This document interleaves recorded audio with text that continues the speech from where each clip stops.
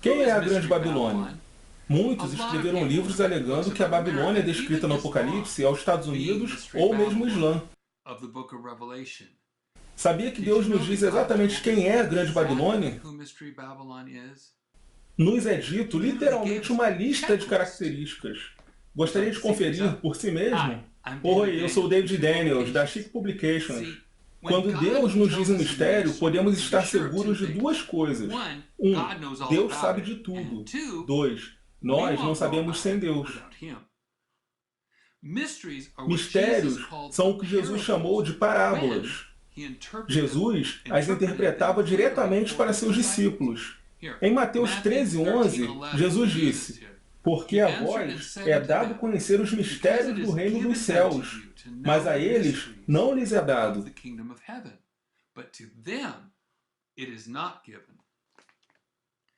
Desse modo, as parábolas são usadas para manter algo oculto de gente com o coração fechado. Mas os mistérios do reino dos céus são aqueles segredos que Deus revela aos crentes capazes de suportar. Deus já sabia e sabe de tudo. Deus pode falar de coisas futuras como se já tivessem ocorrido, inclusive quando são para nós. Romanos 4,17 diz: como está escrito, por Pai de muitas nações te constituí, perante aquele no qual creu, a saber, Deus, o qual vivifica os mortos e chama as coisas que não são como se já fossem. É por isso que em Gênesis 17:5, Deus disse a Abraão: porque por pai de muitas nações te tenho posto. Detalhe, isso quando Abraão só tinha Ismael. Do mesmo modo, Deus fala da prostituta de Babilônia como uma realidade plenamente consolidada. Tudo o que podemos ver é uma peça de cada vez no quebra-cabeças, enquanto que Deus sempre o vê completo e nos mostra esse quebra-cabeças de forma igualmente completa. Quer ver quais são as 8 peças desse quebra-cabeças de acordo com os capítulos 17 e 18 do Apocalipse? Lá temos uma lista muito simples. Agora, se você deseja uma lista mais detalhada, veja o capítulo 16 e descubra por que a Igreja Católica modificou a Bíblia. Organize os acontecimentos em ordem cronológica para que possa perceber seu desenvolvimento, ok? Número 1. 7 montes. Aqui o sentido que tem sabedoria. As 7 cabeças são 7 montes, sobre os quais a mulher está assentada. No ano 300 a.C., o muro sérvio foi construído como um muro defensivo ao redor das 7 colinas: Aventino, Célio, Capitólio, Esquilino, Palatino, Quirinal e Viminal. Todas 7 ficaram conhecidas como as 7 colinas de Roma. Por isso, Roma é chamada a cidade das 7 colinas. Número 2. Púrpura, escarlata e ouro. Apocalipse 17:4. E a mulher estava vestida de púrpura e de escarlata, e adornada com ouro, e pedras preciosas e pérolas, e tinha na sua mão um cálice de ouro cheio das abominações e da imundícia da sua fornicação. Em 15 de fevereiro de 44 a.C., Júlio César vestiu um caro manto púrpura e dourado na festa consagrada a Pan, que era chamada Lupercalia. Dali em diante, todos os Césares começaram a usar esse mesmo manto como um símbolo de realeza. Essa tradição prosseguiu com o clero católico romano a partir do ano 500 depois de Cristo. Contudo, ninguém se veste como o Papa.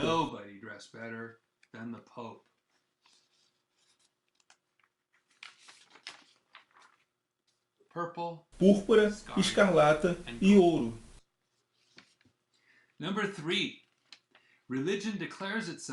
Número 3. A religião se declara mãe. Apocalipse 17:5. E na sua testa estava escrito o nome: Mistério, a Grande Babilônia, a mãe das prostituições e abominações da terra.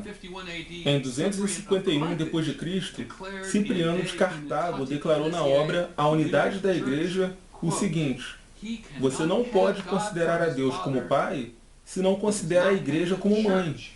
A partir de então, a religião católica passou a ser chamada de Igreja Mãe. 431 AD.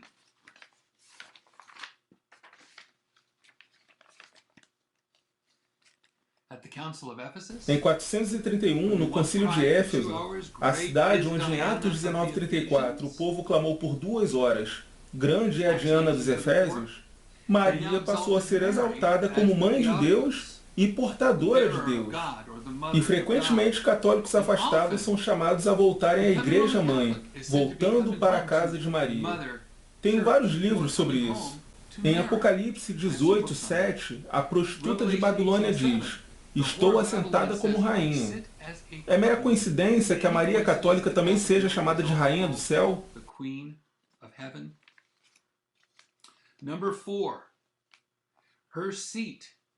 Número 4.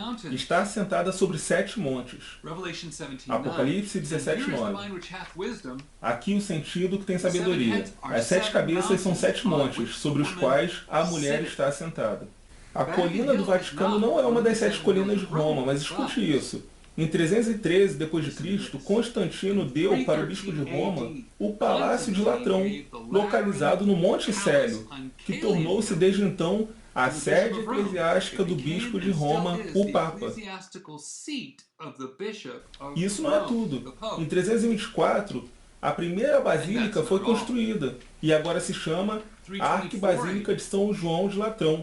E nela há um trono chamado cátedra, que é um assento, uma cadeia com braços, para o Papa. Número 5. Embriagada no sangue dos santos. Apocalipse 17:6. E vi que a mulher estava embriagada do sangue dos santos e do sangue das testemunhas de Jesus. E vendo-a eu, maravilhei-me com grande admiração. Veja esta lista aqui. Em 1184, o Sínodo de Verona declarou que você pode queimar hereges na fogueira. Em 1215, a partir do 4º Concílio de Latrão, teve início a Inquisição. Há como contestar os milhões de vítimas torturadas e assassinadas em nome do Papa, da deusa Maria e da hóstia eucarística? Mesmo os assassinatos ocorridos fora de Roma não deixam de ser responsabilidade do catolicismo romano. Esta tabela está no livro chamado A Igreja Católica nos deu a Bíblia. Na verdade, ela estava louca pelo poder, embriagada no sangue dos santos. Apocalipse 18:24. E nela se achou o sangue dos profetas e dos santos e de todos os que foram mortos na terra. Só vimos 5 evidências até o momento. Pode imaginar mais alguém que se encaixe tão bem até aqui? Número 6. Uma cidade que reina sobre os reis da terra. Apocalipse 17:18. E a mulher que viste é a grande cidade que reina sobre os reis da terra. Acompanhe meu raciocínio. A bula papal Unam Sanctam, de 1302, do Papa Bonifácio VIII, originou a doutrina ex-cátedra, que concede a ele a chamada autoridade das 2 espadas, a espada espiritual e a espada temporal ou terrestre, que simboliza o governo humano. O Papa Bonifácio VIII declarou, abre aspas, nesta igreja e em seu poder há 2 espadas, a espiritual e a temporal, portanto, ambas estão em poder da igreja, fecha aspas. Então, é dito que a igreja era a maior potência de todas, abre aspas. Se a maior potência de todas erra, pode ser julgada somente por Deus e não pelo homem, fecha aspas. O que ele disse é que o Papa de Roma tem domínio sobre todos os governos do mundo. Ele responde somente a Deus. Em 11 de fevereiro de 1929, a assinatura do Tratado de Latrão declara o Vaticano como cidade-estado soberana. Por isso, trata-se tanto de uma cidade quanto de um país com seu governante próprio, o Papa. E se chama cidade sacerdotal monárquica, uma vez que é um corpo religioso com um governante único sobre ela. Não à toa, desde 1929, a maioria dos países no mundo tem contactado o Vaticano para ter uma audiência privada com o Papa. E Roma, por sua vez, tem seus embaixadores em todas as nações do mundo.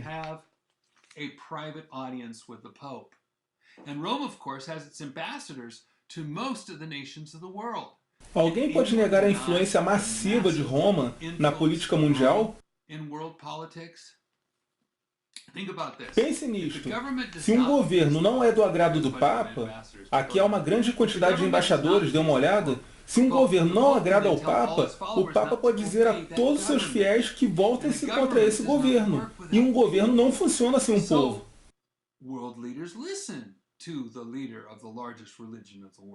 Desse modo, os líderes mundiais obedecem ao líder da maior religião do mundo. Há séculos, o Sacro Império Romano e todos os reis que alcançaram ou perderam o poder devem seus rumos à vontade do Papa. E agora, desde 1929, o papado é uma cidade e também um país. 7. Nações fornicam com a prostituta. Apocalipse 18:3.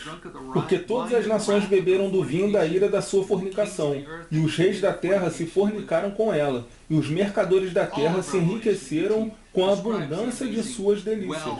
Todo o capítulo 18 descreve a incrível riqueza e o comércio com as nações da terra. As pessoas se agradam com a prostituta, embriagando-se com ela, e logo logo a deixarão derramar sua ira sobre os santos.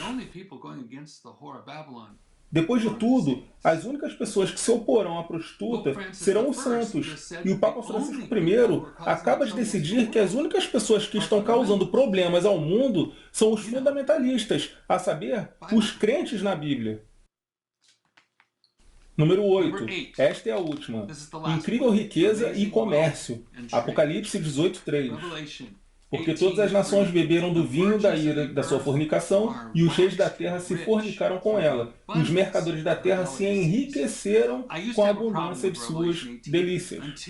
Eu costumava ter dificuldade com Apocalipse 18, até que um amigo me disse: veja todos os elementos desta lista. Aqui está o que a Igreja Católica compra para fazer seus ídolos, edifícios e vestuário. Dona Elbanks, ex-madre superiora que se converteu ao cristianismo, certa vez exibiu o catálogo de um depósito religioso. Crucifixos, ídolos, terços, tudo, vejam aqui, produzido com o material com que a prostituta de Babilônia se enriqueceu. Tudo feito de marfim, madeira odorífera, pedras preciosas, ouro, prata. Isso é o que ela vende e, obviamente, as almas dos homens. Apocalipse 18:13. E canela, e perfume, e mirra, e incenso, e vinho, e azeite, e flor de farinha, e trigo, e gado, e ovelhas, e cavalos, e carros, e corpos, e almas de homens. Pense nestas pessoas. Suas almas são muito valiosas para Deus. Os preciosos católicos romanos precisam da palavra. Só enumerei 8 pontos separados em Apocalipse 17 e 18, que claramente se referem ao catolicismo romano. Os apresentei para você em ordem cronológica e histórica. Pode checar cada um deles por si mesmo. Envie este vídeo a cada um dos seus contatos e pergunte se existe mais alguém que cumpra todos eles. Look, send this video to your friends and ask them, is there anybody else who fulfills all of these? Deus sabe de tudo isso e nos deixou um aviso em 2 capítulos de Apocalipse. Ele disse para onde devemos olhar antes do fim. A grande Babilônia praticamente já tomou forma. Porém, deve ocorrer mais uma coisa antes disso. Mateus 24:14. E este evangelho do reino será pregado em todo o mundo em testemunho a todas as nações, e então virá o fim. Você precisa da palavra santa e preservada de Deus para se opor a esta prostituta.